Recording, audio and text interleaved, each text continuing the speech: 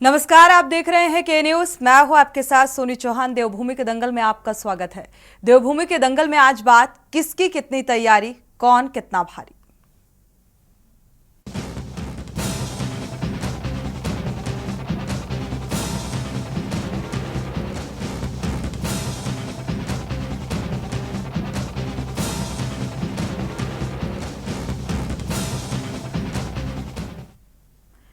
उत्तराखंड की 5 लोकसभा सीटों में 19 अप्रैल को होने वाले मतदान से पहले नामांकन की प्रक्रिया संपन्न हो चुकी है और उत्तराखंड में इस बार कुल 63 नामांकन दाखिल हुए।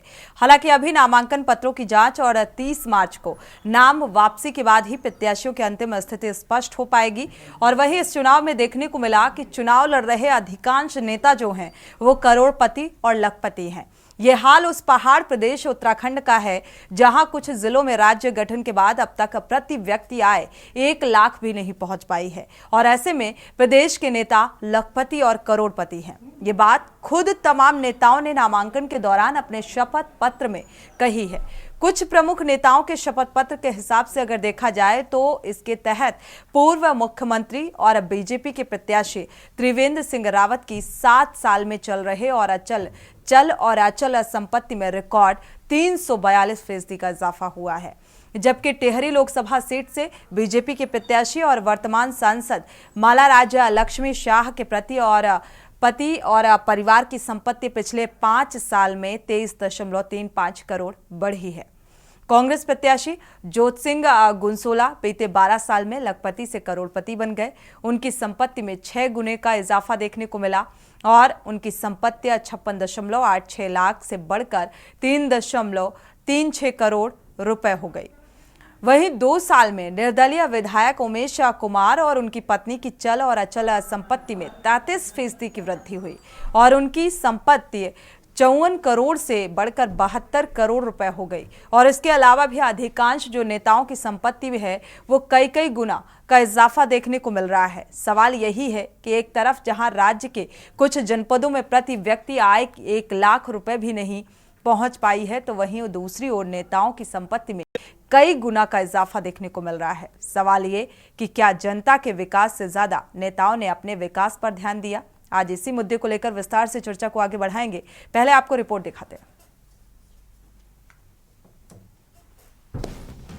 देवभूमि उत्तराखंड की 5 लोकसभा सीटों को जीतने के लिए सभी दलों और नेताओं की तैयारियां जोरों पर हैं। चुनाव नजदीक आते ही तमाम नेताओं ने जनता से विकास के दावे शुरू कर दिए हैं। राज्य की 5 लोकसभा सीटों के लिए 19 अप्रैल को मतदान होना है। उत्तराखंड में इस बार कुल 63 नामांकन दाखिल हुए हैं। वहीं इस चुनाव में देखने को मिला है कि चुनाव लड़ रहे अधिकांश नेता करोड़पति और लखपति हैं। ये हाल उस पहाड़ी प्रदेश उत्तराखंड का है जहां कुछ जिलों में राज्य गठन के बाद अब तक प्रति व्यक्ति आय 1 लाख रुपए भी नहीं पहुंच पाई है।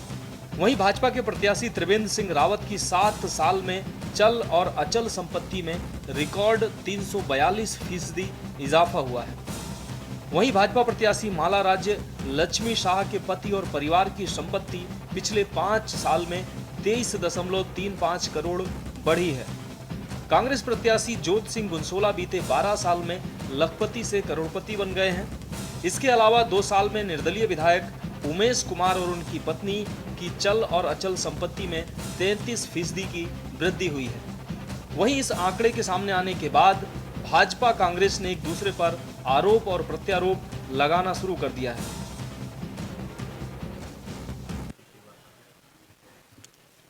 अब कांग्रेस पार्टी के बारे में तुम्हारा शुरू से ही मानना रहा है। कांग्रेस पार्टी परिवारवाद को लेकर, भ्रष्टाचार को लेकर, व्यक्तिगत उनके अपने विकास को लेकर, और मुझे लगता है कि वो राजनीति में भी जो आते हैं या काम करते हैं वो अपने विकास के लिए काम करते हैं। भारतीय जनता पार्टी का एजेंडा है, भारतीय जनता पार्टी सबके विकास के लिए, समाज के विकास के लिए, व्यक्ति के विकास के लिए, आम व्यक्ति के विकास के हिसाब से काम करती है। देखिए, भारतीय जनता पार्टी के जो कैंडिडेट्स हैं उनकी संपत्ति का ब्यौरा हम पढ़ रहे थे अभी। भारतीय जनता पार्टी ने कहा था कि अच्छे दिन आएंगे। बहुत अच्छी बात कही उन्होंने। जनता के तो अच्छे दिन आए नहीं, इनके नेताओं के अच्छे दिन जरूर आ गए हैं। कई 100 करोड़ रुपए इनका पैसा बढ़ा हुआ है, संपत्ति इनकी बढ़ी हुई है। पूछने वाला कोई नहीं है। देहरादून के महापौर सुनील उनियाल गामा पे जो आय से अधिक संपत्ति के आरोप लगे थे, तो उन पर कोई कार्रवाई नहीं हुई। कांग्रेस पूछती रह गई, लेकिन उन्होंने उस पर कोई कार्रवाई नहीं करी है। और भारतीय जनता पार्टी विकास में इनका कोई योगदान नहीं है। अगर हम बात करें कि इन्होंने प्रदेश के अंदर कोई विकास किया, तो विकास कुछ नहीं है। ये बंदरबाट में लगे हैं, भ्रष्टाचार में लगे हुए हैं, अपनी जो संपत्ति है कई गुना ये लोग बढ़ा रहे हैं। इसलिए भारतीय जनता पार्टी का असली चेहरा जो इन्होंने अपना हलफनामा भरा है, उसको देख के जनता के सामने आ चुका है। आपको बता दें कि हाल ही में धामी सरकार की ओर से आर्थिक सर्वेक्षण की सदन में रिपोर्ट पेश की गई थी, जिसमें खुलासा हुआ है कि प्रति व्यक्ति आय में मैदान से 1 दशक पीछे पहाड़ चल रहा है। रिपोर्ट के अनुसार रुद्रप्रयाग और बागेश्वर आज भी ऐसे जिले हैं जिनकी प्रति व्यक्ति आय अभी तक 1 लाख रुपए भी नहीं पहुंच पाई है। इतना ही नहीं, राज्य में लगातार कर्ज का बोझ भी बढ़ता जा रहा है। 75,000 करोड़ से अधिक के कर्ज की वजह से उत्तराखंड में पैदा होने वाला बच्चा भी कर्जदार है। राज्य के हर व्यक्ति का तकरीबन 70,000 रुपए से ज्यादा कर्ज है। वहीं आम जनता का कहना है कि यदि बजट का सही से उपयोग हो तो राज्य का विकास तेजी से हो सकता है। जितने भी पॉलिटिशियन देश के अंदर है, हम किसी को भी ये नहीं कह सकते कि सब दूध के धुले हैं। हर पॉलिटिशियन कहीं ना कहीं करप्ट है आज की डेट में, लेकिन आम जनता को उसका खामियाजा भुगतना पड़ रहा है। तो मेरा ये कहना है कि अगर पॉलिटिशियन जो सरकार का पैसा है वो अगर ज़रा सा भी उसका 2% या 10% या मान लीजिए 30% भी अगर खर्च करें लोगों के ऊपर, तो लोगों को जो समस्याएं हो रही है, जैसे महंगाई को लेके, जब आप देख सकते हैं कि रसोई गैस हो गया, पेट्रोल के दाम हो गए, अन्य जितनी भी चीज़ें उस पर GST लगा दी गई है, तो वो जो जनता को झेलना पड़ रहा है उसमें जनता को काफ़ी राहत मिलेगी। देखो, ऊपर से पैसा तो हर नेता को मिलता है, चाहे वो किसी भी पार्टी का हो, लेकिन वो उसका 30% भी पब्लिक के लिए खर्च करने के लिए तैयार नहीं है, तो जाहिर सी बात है नेता तो सारे के सारे अमीर बनेंगे ही।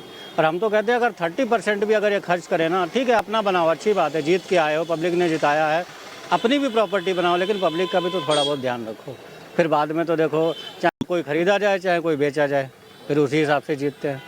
और 30% भी अगर पब्लिक पे खर्च करें ना, तो मशक्कत करनी नहीं पड़ेगी, ऑटोमेटिक जीतेंगे। देखिए, भारतीय जनता पार्टी माननीय नरेंद्र मोदी जी के नेतृत्व में, JP नड्डा जी के नेतृत्व में जिस तरह से पूरे देश के अंदर भ्रष्टाचार को खत्म करने के लिए संकल्पबद्ध है और अवैध तरीके से संपत्ति जो कमाने वाले लोग हैं उन पर जो शिकंजा कसा गया है, तो उसके लिए अपने से उदाहरण प्रस्तुत करने का ये उत्तराखंड के जो हमारे 5 लोकसभा के प्रत्याशी हैं उन्होंने ये उदाहरण प्रस्तुत किया है कि उन्होंने अपनी संपत्ति पद पर रहने के बाद जिस तरह से एक सामान्य तरीके से उसमें बढ़ोतरी होती है वो होनी चाहिए। तो वहीं दूसरी तरफ जो भारतीय जनता पार्टी पर आरोप लगाने का काम कर रहे हैं, चाहे इलेक्टोरल बॉन्ड का मसला हो, कहते हैं साहब कि भारतीय जनता पार्टी ने सबसे ज़्यादा इलेक्टोरल बॉन्ड लिए। भाई, कुल 20,000 करोड़ के इलेक्टोरल बॉन्ड में भारतीय जनता पार्टी जिसकी लोकसभा में 303 सीटें हैं उसको 6,000 करोड़ मिले। कुल मिलाकर एक तरफ जहां नेताओं की संपत्ति में बेतहासा बढ़ोतरी हो रही है, तो वहीं दूसरी ओर आम जनमानस बेरोजगारी, महंगाई से परेशान है। आम जनता जहां विकास की आस लगाए बैठी है, तो दूसरी ओर विकास प्रदेश से ज्यादा नेताओं का होता दिख रहा है।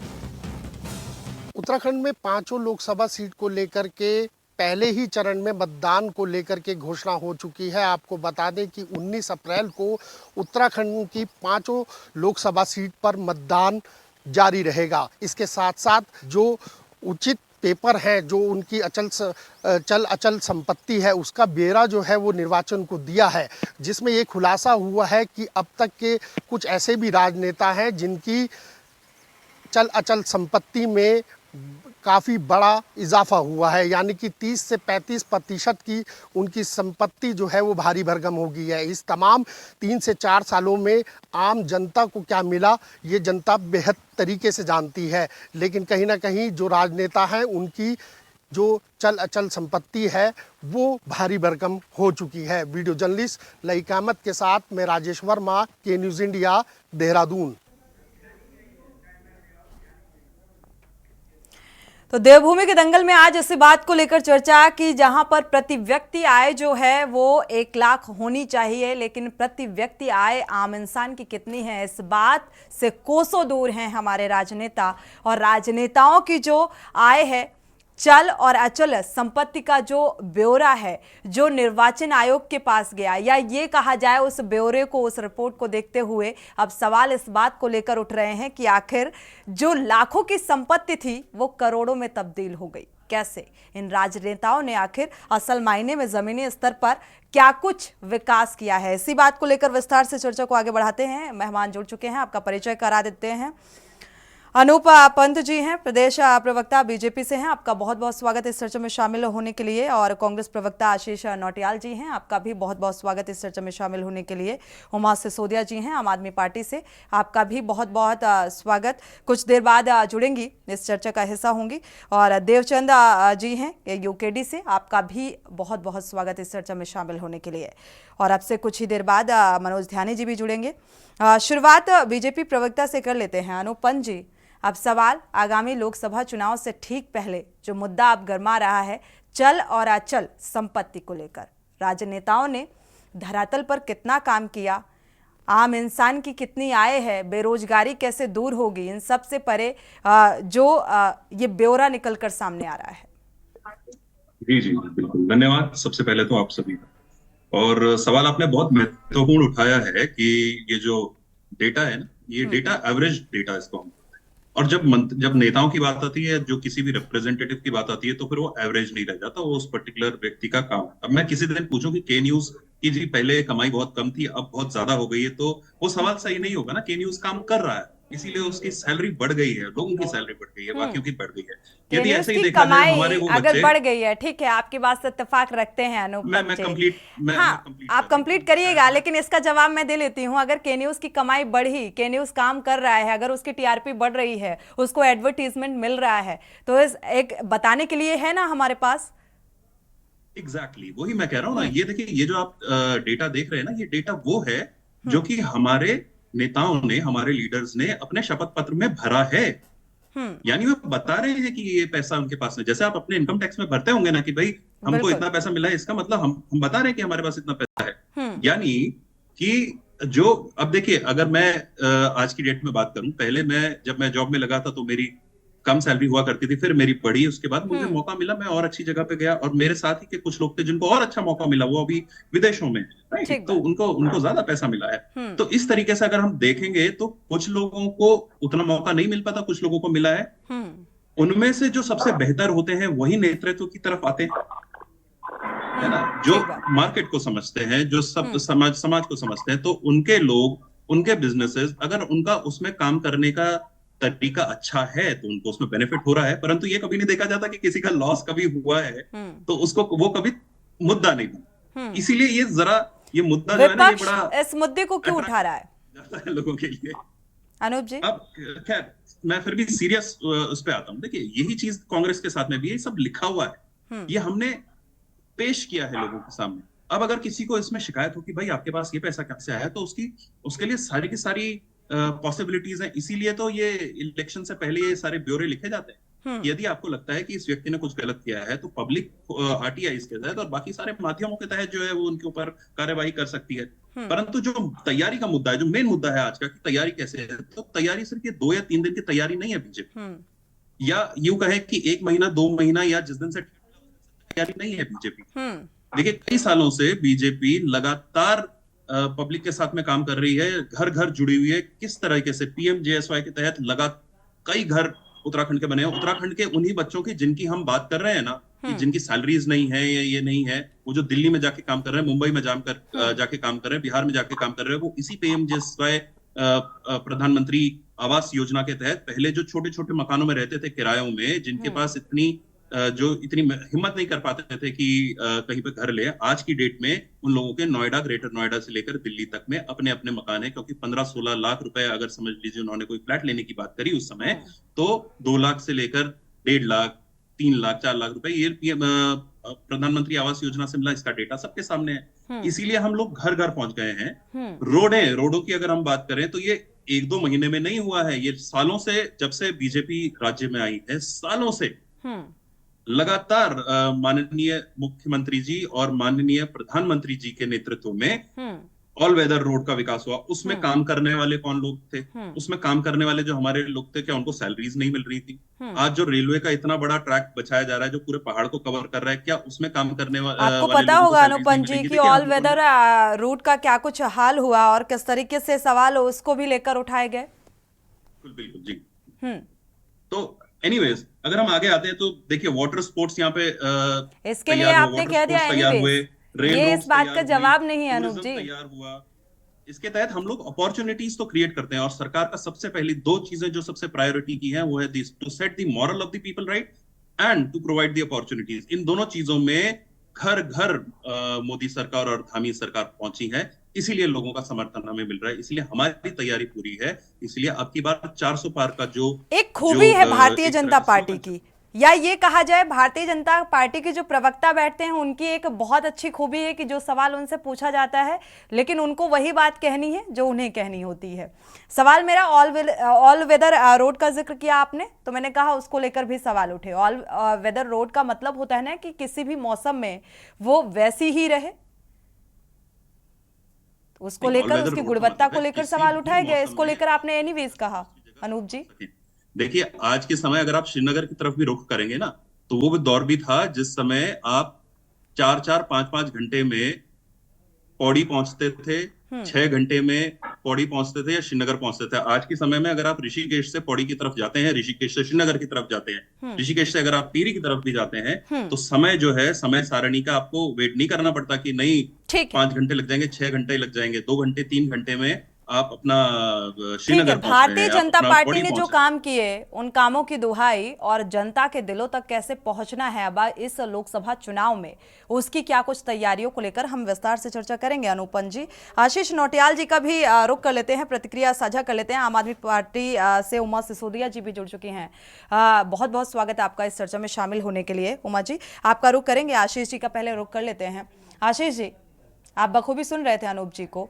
फिलहाल जो ये निकलकर चल और अचल संपत्ति का ब्यौरा निकलकर सामने आया, या अनूप जी ने कहा कि भाई एक प्रक्रिया होती है, या भारतीय जनता पार्टी ने इतना बेहतर काम किया है, ये भारतीय जनता पार्टी की कैपेबिलिटी है कि इनकम इंक्रीज हुई।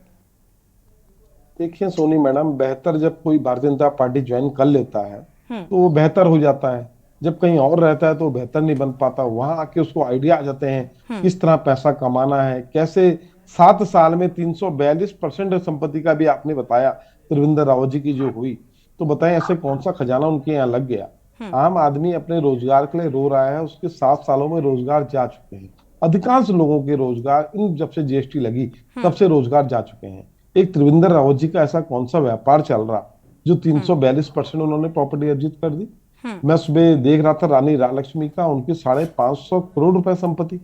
इतना इन लोगों के काम धंधे आखिर है क्या? देखें, झूठ बोलकर और कागजों में इनकम टैक्स दिखाकर ये कोई भी दिखा सकता है, कोई बहुत बड़ी बात नहीं। ये लोग अपने घरों में एक दुकान खोल देते हैं, फर्जी बिल परचेज करते हैं और बोलते हैं हमने माल बेच दिया, और झूठ बोलने का काम करते हैं। इस दुकान से मैंने इतने करोड़ कमा लिए, यहाँ से कमा लिए। ये फर्जी बिल की इन्होंने बात करी, क्या ये इस चीज को, ये फर्जी बिलों की बात कर रहे हैं, क्या ये इस बात को ये कोर्ट में ले जाना चाहेंगे? ये कह रहे हैं कि फर्जी बिलों की बात कर रहे हैं, ये तो सीधा सीधा आरोप है।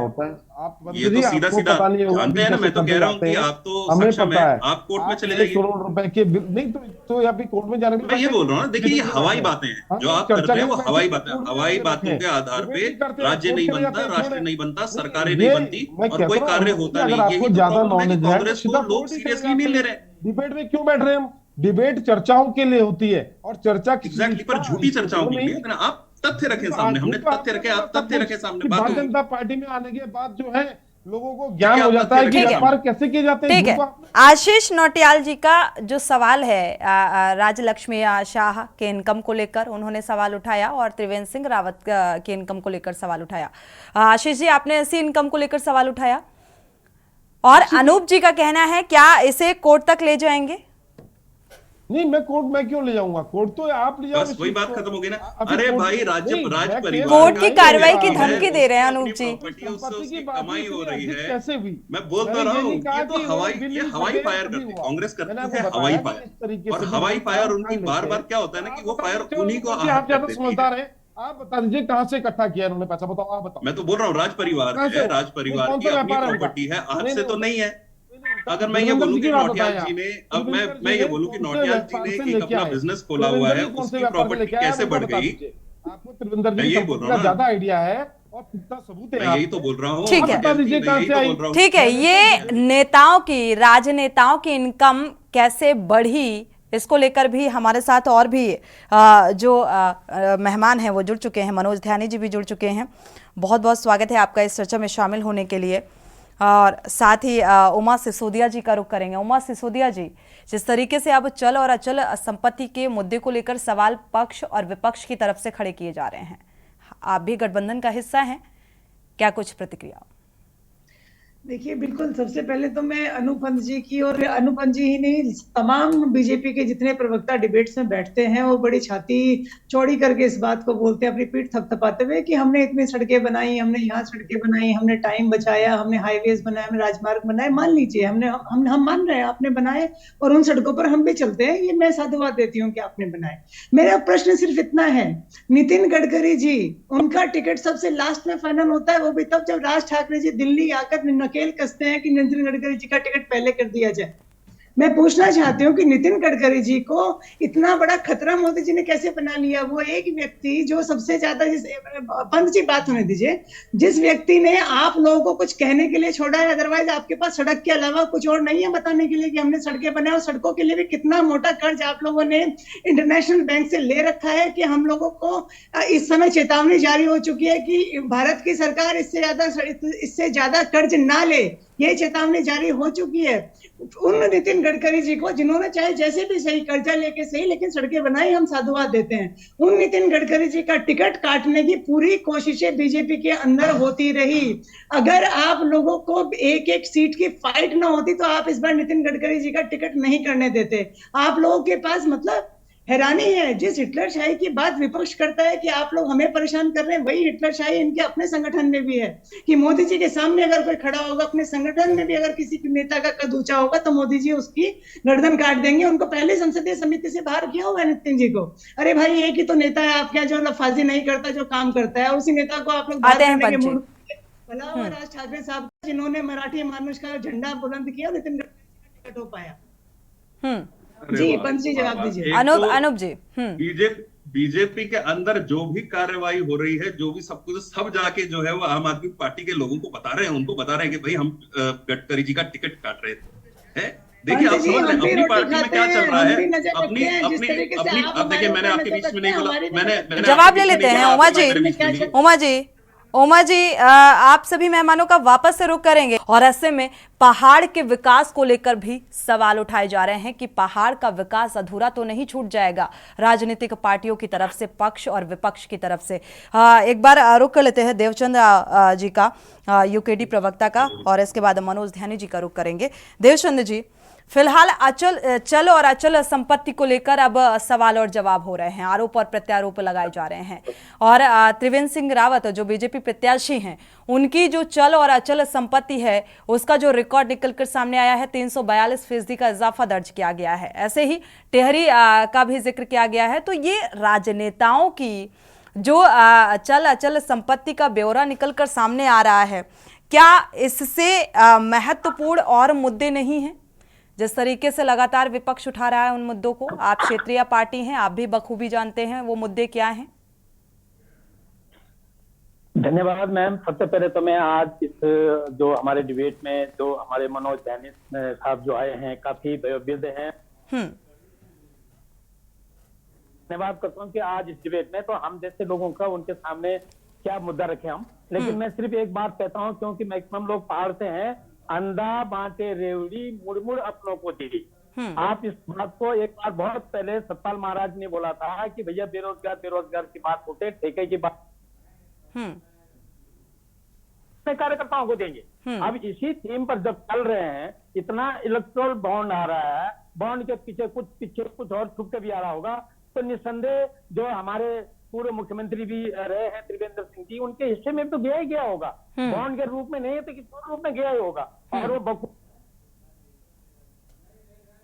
करना है, काला धन को कैसे वाइड करना है, और वो उन्होंने किस प्रकार से अभी अपने चुनाव उसमें दिखा दिया भी मेरे पास इतना पैसा है। इतना पैसा वो खुद जमा करके और अपने कार्यकाल में उनके जो उत्तराखंड की पीड़ा उनके उसमें होती, मन में होती, उनकी ध्यान में होती, तो शायद उत्तराखंड में जो आप एक कर रहे थे कि पर ये कभी नहीं होगी। क्यों?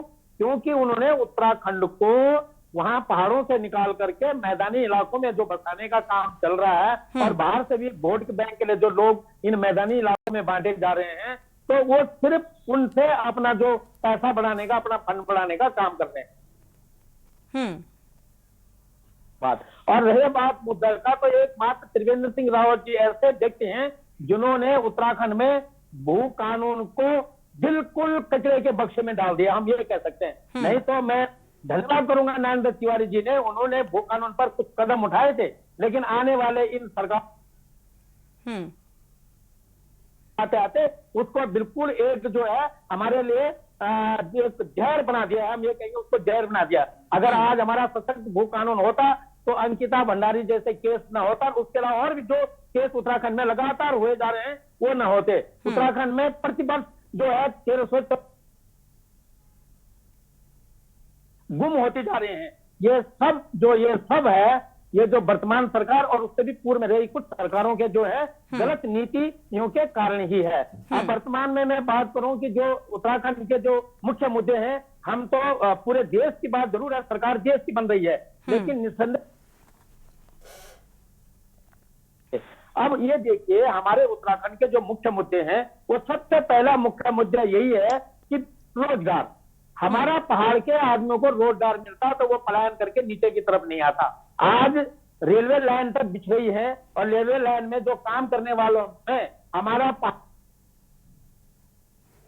ठीक है, कहां से प्राप्त होगा? देवचंद जी, आपकी आवाज कट रही है बीच बीच में, क्लियर नहीं मिल पा रही है। वापस से आपका रुख करेंगे। मनोज ध्यानी जी का एक बार रुख कर लेते हैं, क्योंकि महत्वपूर्ण प्रतिक्रिया है मनोज ध्यानी जी की भी, क्योंकि जिस तरीके के आरोप और प्रत्यारोप और ठीक चुनाव से पहले जो एक माहौल बनाया जा रहा है, या विपक्ष की तरफ से जो मुद्दे उठाए जा रहे हैं, उन मुद्दों के साथ विपक्ष का आम जनता के बीच में वो विश्वास कायम कर पाना, और साथ ही पहाड़ के विकास को लेकर, क्योंकि अब सवाल चल और अचल संपत्ति के रिकॉर्ड को लेकर उलझ गया है, और ये जो राजनेताओं की इनकम में इतनी तब्दीली देखने को मिलती है, बढ़ोतरी देखने को मिलती है, ध्यानी जी ये कैसे, ये भी बताइएगा जरा। देखिए, बहुत अच्छा विषय है, और इस पे हमारे एसोसिएशन फॉर डेमोक्रेटिक रिफॉर्म्स में बहुत सार्थक काम किया है, और आपके चैनल ने थोड़ी देर से इस विषय को लिया है, मैं इसलिए कह रहा हूँ, या मैं सम्मिलित नहीं हो पाया जी। कोई भी कारण हो सकता है, लेकिन आप सोचिए कि सुप्रीम कोर्ट में हम लोगों ने एक मुकदमा दायर किया था, जिसका फैसला और पूरे विश्व भर में और भारत की राजनीति में उसने बड़ी हलचल पैदा की है, वो है इलेक्टोरल बॉन्ड्स का। बिल्कुल बिल्कुल, इस पर बात हो चुकी है जी। इसमें एडीआर हमारी प्राइमरी पार्टी थी, और इलेक्टोरल बॉन्ड्स जो है, इस पे आप ये देखिए कि राजनीतिक दलों को जो चंदा है उसके लिए जिस तरीके के तरीके अडॉप्ट किए जा रहे हैं, हम ये नहीं कह रहे कि आरोप लगा रहे हैं, लेकिन जो साक्ष्य हैं, जिस तरीके के ट्रेल्स हैं, वो दिखा रही हैं कि एक्सटॉर्शन टाइप हो रही है, किसी को फेवर किया जा रहा है कॉन्ट्रैक्ट्स में, इस तरीके की वो है। और ये किसी एक पार्टी का नहीं, केंद्र में अलग अलग राजनीतिक दलों के द्वारा अलग तरीके से ये काम किया जा रहा है। और मतलब आप इस ट्रेल को देखिए कि हिंदुस्तान में जनता का जो पैसा है उसका क्या हालात है। मैं एक बहुत इंपॉर्टेंट बात आपको रखना चाह रहा हूँ, आप हम जितने भी यहाँ पर बैठे हुए हैं इस स्टूडियो के भीतर, हम सब किसी बैंक में जाते हैं या किसी पोस्ट ऑफिस में जाते हैं, कोई पोस्टल ऑर्डर खरीदते हैं, कोई बैंक ड्राफ्ट खरीदते हैं, हम उसका चार्जेस देते हैं, हमारे से बैंक चार्ज लेता है। और आप ये सोचिए कि ये इलेक्टोरल बॉन्ड जो करोड़ों के हैं, जिन पे जो चार्जेस होंगे वो भी करोड़ों का होगा,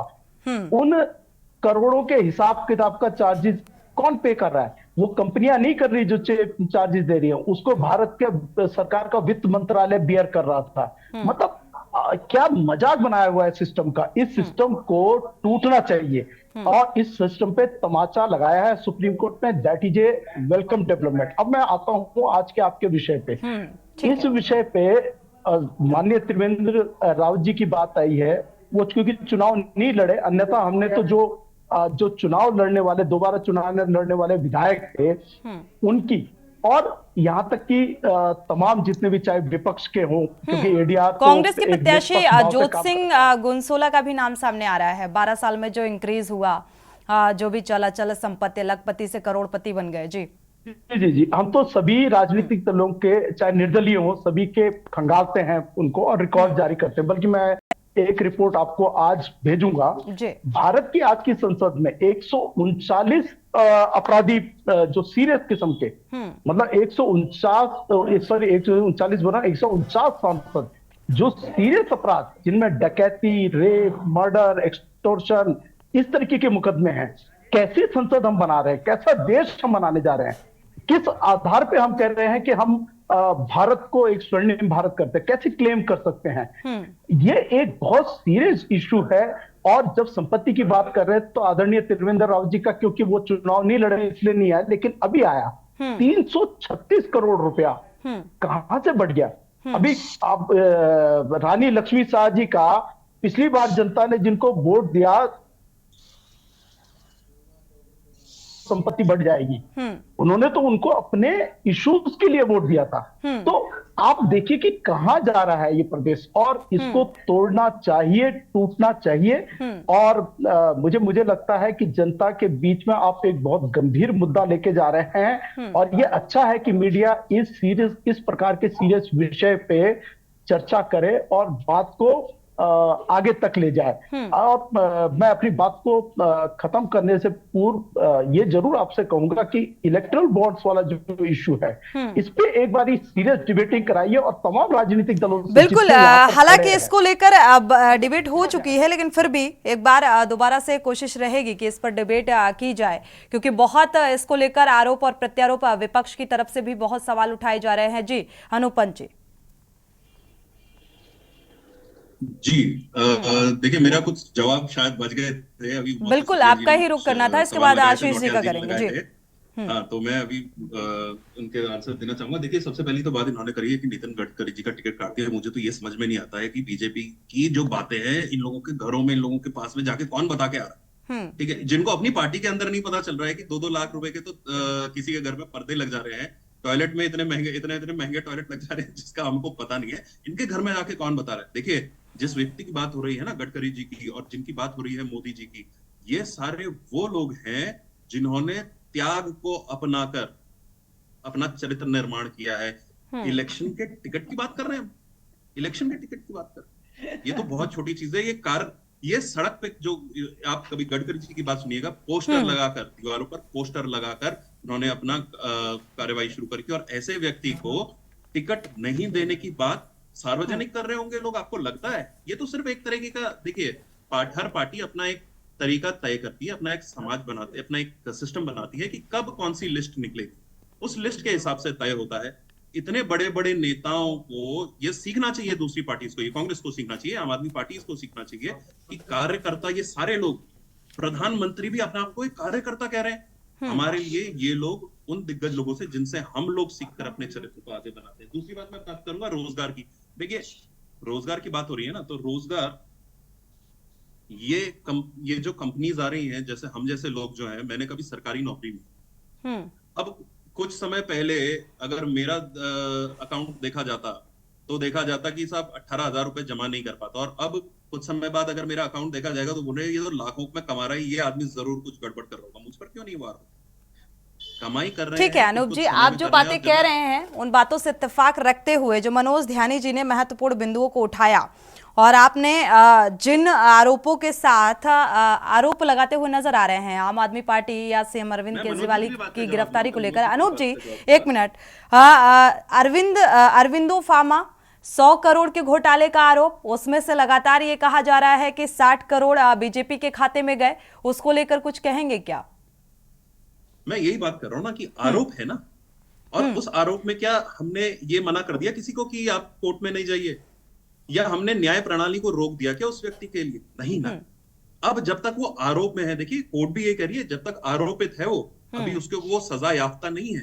और दूसरी बात मैं बोलूं कि जब बीजेपी काम कर रही है तो कांग्रेस को भी उसमें से पैसे मिले। मैं क्या आज की डेट में ये उठा के बैठा हूं कि यूकेडी के एक व्यक्ति, यूकेडी के एक नेता जब बन जाते हैं, पोजीशनधारी हो जाते हैं, उसके बाद उनकी प्रॉपर्टी में कितना बड़ा इजाफा हो गया अगर मैं दिवाकर भट्टी के पास में चला जाऊं? ऐसा तो नहीं कर रहा हूं ना, क्योंकि देखिए उन लोगों का, उनकी अपनी प्रॉपर्टी थी, उन्होंने अपना किसी भी नेता की, किसी भी सांसद के, किसी भी विधायक के अनूप जी इतना समय आपको नहीं दे सकते ना, और भी मेहमान हैं, हमें उनको भी समय देना है। अनूप जी, लिसन टू मी, की बात मैं कह रहा हूं, ये लिसन टू मी, हमारे नेताओं के पास पैसे कैसे आ गए? मैं तो ये कह रहा हूं हमारे नेता ने तो लिख के दिया है कि वो क्या क्या काम कर रहे हैं। किसी भी राजनेता, विधायक, सांसद की जो इनकम है, अगर जरूरत है, अगर किसी पहाड़ में अगर जरूरत है कि ठीक है विधायक निधि से ये काम करा देना चाहिए, तो विधायकों को विधायक निधि खर्च करने में आपत्ति है। ये इनकम इंक्रीज कैसे हो जाती है जबकि आम जनमानस के विकास में नहीं नजर आती? सवाल ये है। ठीक है, एक एक करके उमा जी, एक मिनट, ठीक है, एक एक करके। सब बेमान है, आप ही मान रहे हैं। देखिए बेमान होंगे इसलिए उनको हटा दिया। ठीक है, ठीक है। और बीजेपी जो है घर घर पहुंची है, हर घर की सेवा करती है। जब कोई बीमार होता है ना, तो हमारा जो नेता है वो कार्यकर्ता बनकर उनको अपने साथ लेके जाने वाले लोगों में से है, इसलिए उस पर विश्वास है। कांग्रेस पे विश्वास ही नहीं है। दावे के साथ आज टीवी चैनल पे बैठ के बोल रही हूँ कि मेरी कंपनी ने मोदी जी को 500 करोड़ रुपए दिए हैं, जाइए और गिरफ्तार कीजिए मोदी जी को। मेरी कंपनी ने दिए, मैं उनको दिए हैं, चलाती हूँ, मेरी फर्म है, मेरी कंपनी है, मेरी कंपनी ने 500 करोड़ रुपए मोदी जी को उनके घर पे जाके दिए हैं। अब आप ईडी में जाके शिकायत कीजिए मोदी जी को उमा सिसोदिया जी एक्चुअली उसी पार्टी से आती है ना, जो पार्टी क्या करती थी, कागज दिखाती थी, शीला दीक्षित ने ये करा है, हम बनेंगे तो जेल में डालेंगे, याद है ना आपको? उमा सिसोदिया जी आप वही बात कर रही है। देखिए जो हवाई फायर है ना, ये आम आदमी पार्टी ने कांग्रेस से ही सीखी है। घर पे पकड़ा है, उनके घर पे जाके दिए। देखिए ऐसी बात है, ऐसी बचकानी, अब बात बताइए, ऐसी डिबेट में इस तरीके की बातें होंगी क्या? इनको ये भी नहीं पता है कि शपथ पत्र देने पड़ते हैं, एफिडेविट देनी पड़ते हैं, कंप्लेन देनी पड़ती है, FIR करानी पड़ती है।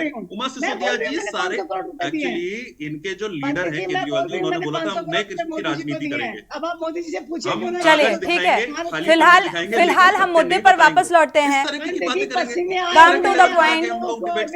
उमा सिसोदिया जी, आपका रुख करते हैं, इसके बाद बोलिएगा। आशीष जी का रुख कर लेते हैं। 2 लाख रुपए के पर्दे इन्होंने लगाए, लाखों के टॉयलेट इन्होंने बनाए, निवृत्त होने के लिए लाखों रुपए की सीट इन्होंने लगाई है, और ये हमको बता रहे हैं कि हमने 5 करोड़ रुपए दिए। अरे साहब, आप लोगों को तो ये भी नहीं पता। डिबेट का जो मुद्दा है उस पर वापस लौटते हैं।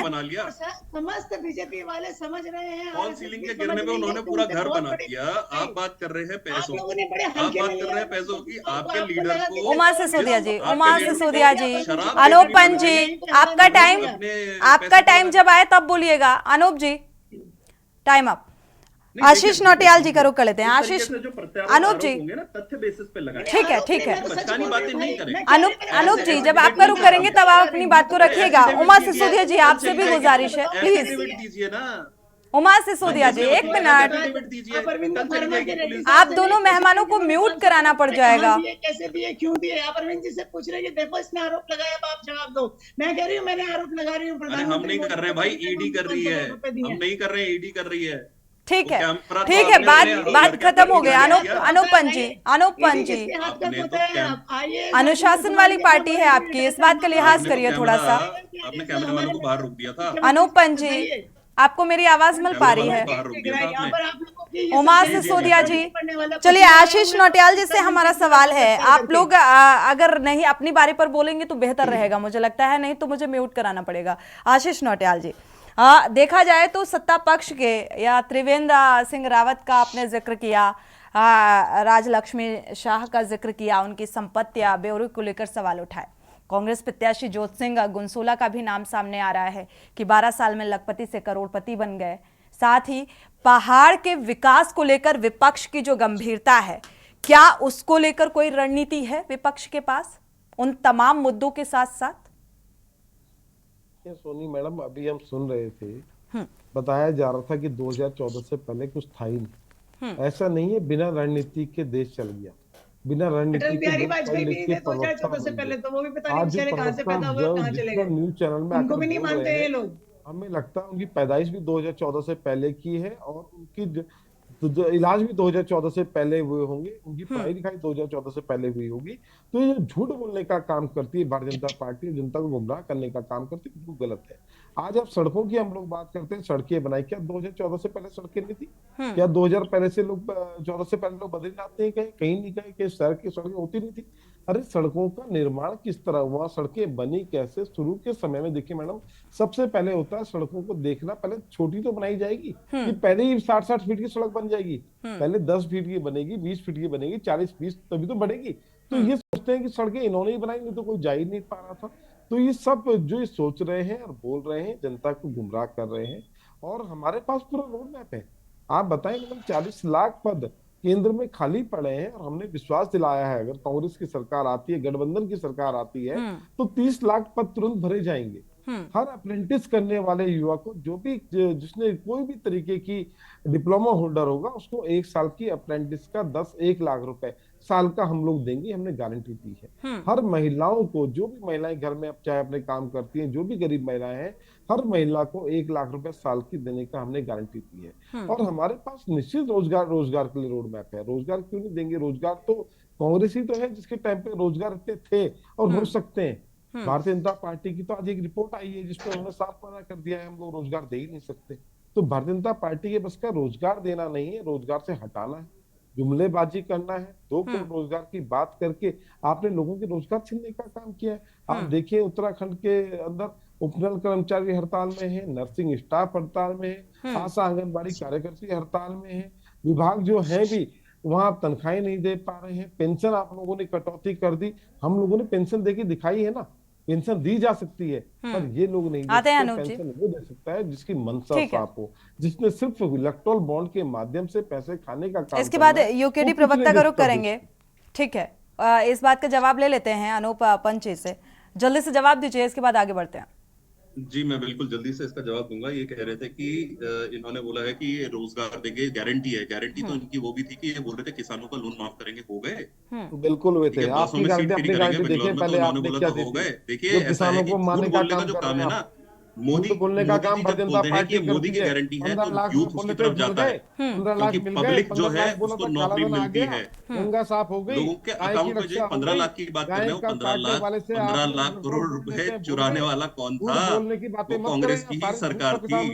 बोलते हैं अटल बिहारी वाजपेयी जी का, अटल बिहारी वाजपेयी जी ने ये प्लेटफॉर्म सेट किया जिसकी वजह से आज लोग पब्लिक के घर घर में जाके काम कर रहे हैं। हमने दी कांग्रेस झूठ बोलने के अलावा पेंशन दी, कोई काम नहीं करती। बीजेपी वाले, ठीक है, कांग्रेस झूठ बोलने का काम करती है, लेकिन अनूप जी देखिए ये इत्तेफाक देखिए, विपक्ष के नेता झूठ बोलते हैं, विपक्ष के नेता घोटालेबाज हैं, भ्रष्टाचार में लिप्त हैं, तब भी आप देखा जाए तो उन्हें अपनी पार्टी में शामिल कर लेते हैं, क्यों? जी देखिए क्या होता है ना, जब कहीं पे कोई काम सही तरीके से चल रहा हो और जब कहीं का लीडर जो है वो उन लोगों को बदलने की प्रक्रिया में घुसने ही ना दे, तो वो लोगों के बीच में भी उथल पुथल हो। वो लोग भी सही जगह पे, देखिए एक कंपनी जब बंद होने वाली होती है ना, तो उस कंपनी में जो काम करने वाले लोग होते हैं वो उस लीडर को छोड़ना ही चाहेंगे जो उस कंपनी को बंद कराना चाह रहा हो। पोस रहे थे, उनके कच्चे चच्चे बोल रहे थे अजीत पवार जी के, जगन रेड्डी जी के। उसके बाद विद इन 48 घंटे के अंदर अजीत पवार जी को आप लोग वाइस वहां का मुख्यमंत्री बना देते हैं। ये वॉशिंग मशीन इतनी जल्दी कैसे साफ कर देती है कि आप भूल जाते हैं 48 घंटे पहले प्रधानमंत्री मोदी क्या बोल रहे थे। मैं तो कह रहा हूँ चलिए बीजेपी तो कुछ ना कुछ ऐसा करती होगी। असम के मुख्यमंत्री चिटफंड घोटाले के सबसे बड़े आरोपी। मैं तो बोल रहा हूँ बीजेपी तो कुछ ऐसा करती होगी कि वो सही लोगों को गलत पार्टी से ले आती है। ठीक है, यूकेडी प्रवक्ता का रुख कर लेते हैं देवचंद जी, ठीक है, एक आदमी जो बोलता था मैं गाड़ी नहीं लूंगा, गाड़ी ले लिया, बंगला नहीं लूंगा, बंगला ले लिया। ठीक है अनूप जी,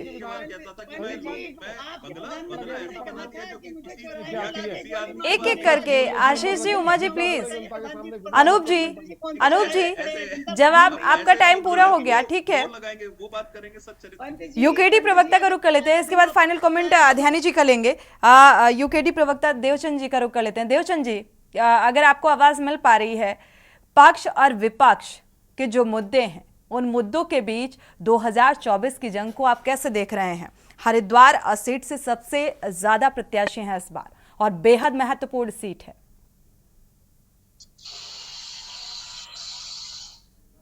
चलिए, देवबंद जी को आवाज नहीं मिल पा रही है शायद। ध्यानी जी का फाइनल कमेंट। ध्यानी जी, 2024 को किस लिहाज से देख पा रहे हैं? जिस तरीके के मुद्दे विपक्ष की तरफ से उठाए जा रहे हैं, लीडरशिप को लेकर लगातार सवाल उठाया जा रहा है, रणनीति को लेकर लगातार सवाल उठाया जा रहा है। मुझे लगता है कि 2024 चुनाव के लिए अभी समतल भूमि, लेवल प्लेइंग फील्ड क्रिएट करना बहुत आवश्यक है। जिस तरीके से विपक्ष के नेताओं के खाते बंद हुए हैं, विपक्षी पार्टियों के नेता बंद हुए हैं, खाते बंद हुए हैं, तो इसको ये लोकतंत्र में सीरियसली सही इशू नहीं है, सही तरीका नहीं है। और लोकतंत्र की समझ, क्या अटल लोकतांत्रिक राष्ट्र का हिस्सा क्या है, अटल विचारधारा के साथ भारतीय जनता पार्टी काम कर रही है? बस इसको लेकर दो शब्द। अनुपम जी इसको बहुत अच्छी तरह समझ सकते हैं, क्योंकि वो क्षेत्रीय राजनीति के संवाहक रहे हैं। और मैं स्पेशली उनको कहना चाहता हूं कि आप ये देखिए, अब 45 साल से अगर टिहरी लोकसभा की बात कर रहे हैं तो रानी लक्ष्मी शाह जी उनकी उम्मीदवार है। मैं ये कहना चाह रहा हूं, इतिहास में आप डुबकी लगाए और ये देखिए कि इतिहास में जो अखंड गढ़वाल नहीं रख पाए, जिन्होंने अंग्रेजों को ब्रिटिश गढ़वाल और ब्रिटिश कुमाऊं सौंप दिया, सौदेबाजी कर ली, क्या वो अखंड भारत की राजनीति के लिए सही प्रत्याशी हैं? चलिए 23 करोड़ का छोड़िए आप मैटर, मैं विचारधारात्मक तरीके से बोल रहा हूं कि वो विचारधारात्मक तरीके से भी सही नहीं है, लेकिन उनकी दृष्टि जाती ही नहीं है सही विचार पे, है ना? इसी बात का जवाब देते हैं। बिल्कुल, राजनीति सही विचारधारा के साथ हो नहीं सकती ना ध्यानी जी। राजनीति किस तरीके की राजनीति हो चुकी है ये सभी जानते हैं और ये सत्ता पक्ष भी बखूबी जानता है। जवाब देने में माहिर है, लेकिन बखूबी अनुपंत जी भी जानते होंगे। समय इजाजत नहीं देता कि चर्चा को आगे बढ़ाएं। आप सभी मेहमानों का इस चर्चा में शामिल होने के लिए बहुत बहुत शुक्रिया। लेकिन उन तमाम मुद्दों के बीच अब जो आज देवभूमि के दंगल में चर्चा हो रही थी चल और अचल संपत्ति को लेकर, तो क्या जनता के विकास से ज्यादा नेताओं ने अपने विकास पर ध्यान दिया? और यही वजह है कि आज उन तमाम मुद्दों को लेकर जनता के बीच में जाना पड़ रहा है। लेकिन उन मुद्दों के सहारे ये 2024 की नैया कैसे पार लगेगी, ये बेहद दिलचस्प है। इसी के साथ देवभूमि के दंगल में इतना ही। आगे खबरों के लिए आप देखते रहिए के न्यूज़ इंडिया।